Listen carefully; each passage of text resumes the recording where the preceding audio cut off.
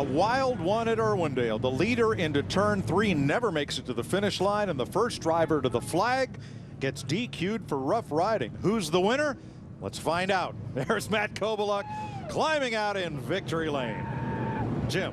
All 6'5" of Kobaluk winning a championship, overcoming adversity nearly in every race this year to claim his first championship, celebrates with his crew.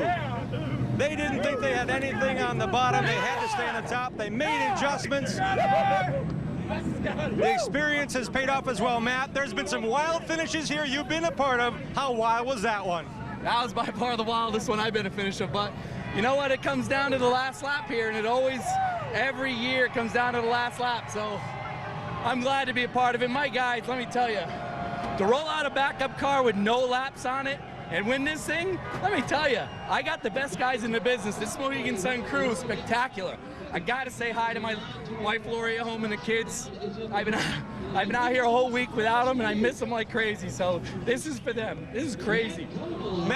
Matt, the last time you raced this car, you had a flat under green at Mansfield, came back to second. What is it about the magic of this championship season? Adversity seems to spark your competitive drive even more. Hey, let me tell you, you know, if my guys don't give up, I don't give up. I give them everything I got every single lap, and, you know, experience tells me we started it back, you know, 23rd, 24th in the race and rode back there for a while, and we had to get through the first 100.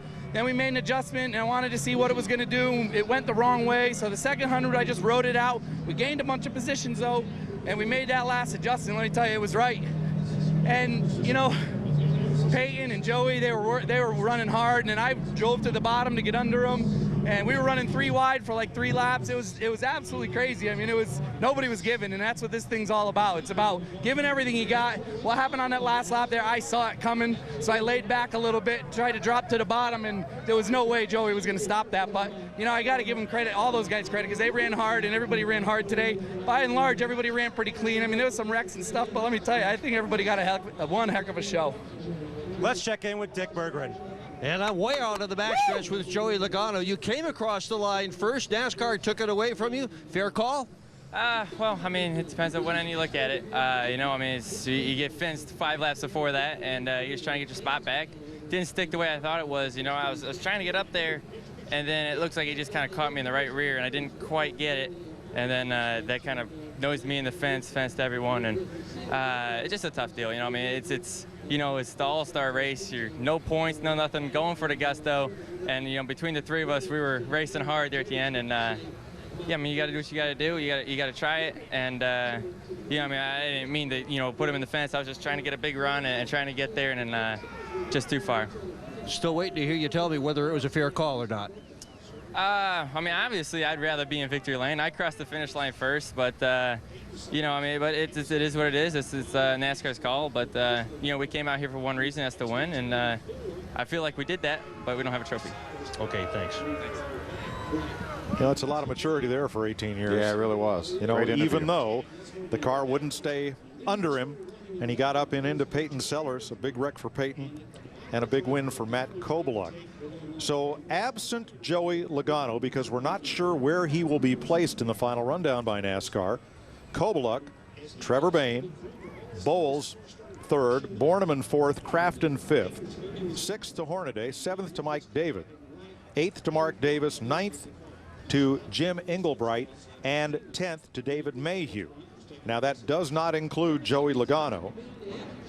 13 cars finished on the lead lap.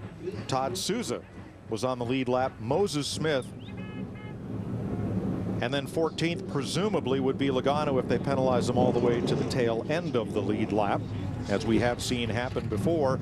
And Peyton Sellers, who led it going into turn 3 of the last lap, ends up 14th, 50 feet shy of the finish line. Unbelievable. Lots more to come. Don't go away.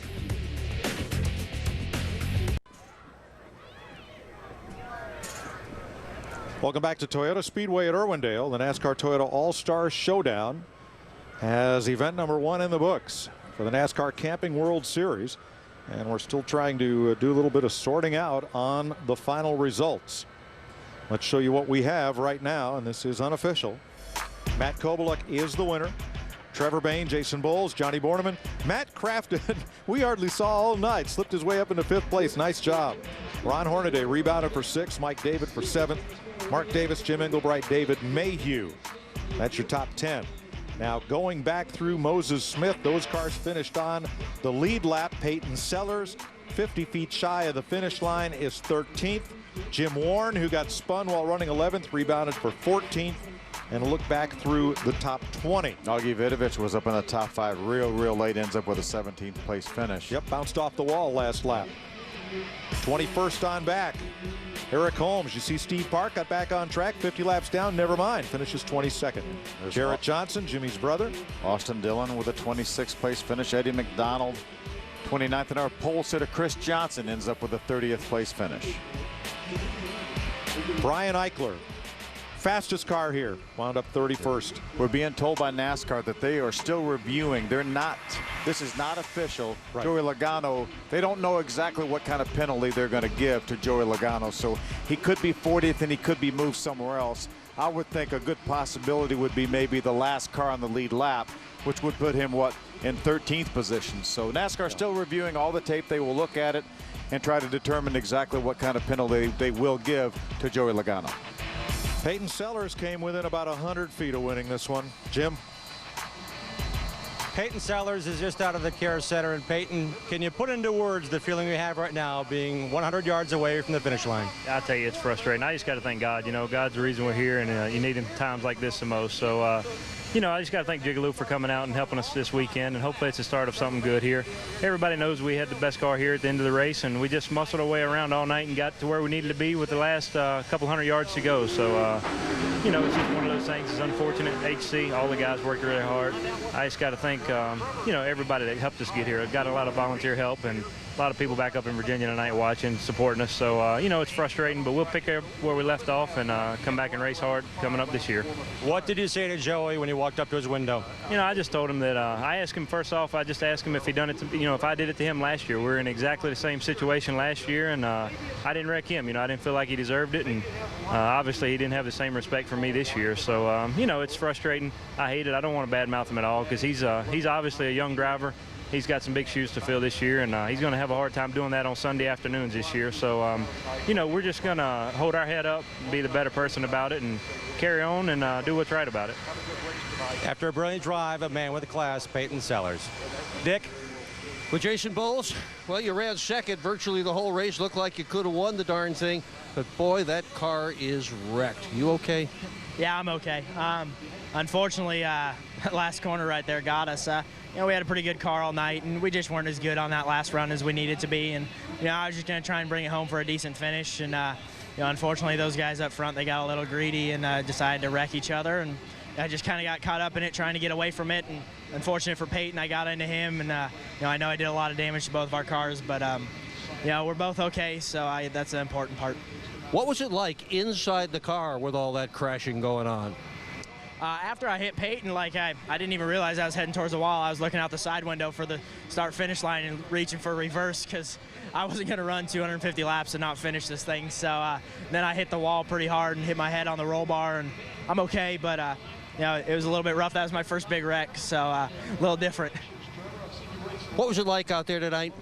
Yeah, it was a good race for the most part. I think guys could have been a little bit more patient at times, and you know, the last lap it just got a little bit crazy. Nobody wants to go home with wrecked race cars. We all came here to put on a good show for the fans, and you know, it's unfortunate it turned out the way it did, but you know, that's racing. It happens all over.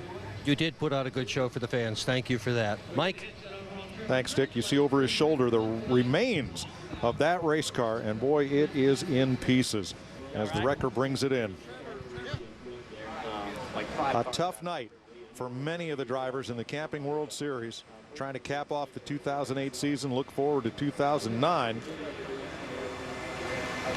And the fabricators will have some busy weeks ahead. Well, they really will, and it's fortunate that we're here in January and we have a little time before the next race for the East and the West, because they're going to need it to get these cars repaired. So Matt Kobaluk is the winner for the second time. in the last 3 years. You know, Matt Crafton finished 5th. I don't know that we mentioned Matt the whole night, but he was steady. He kept getting better and better and better, gaining positions. He came in through the last chance race and ends up with a top 5 finish. And what was he, 7th or 8th at the white flag? Maybe even farther back than that. 47 late models take to Irwindale Speedway next.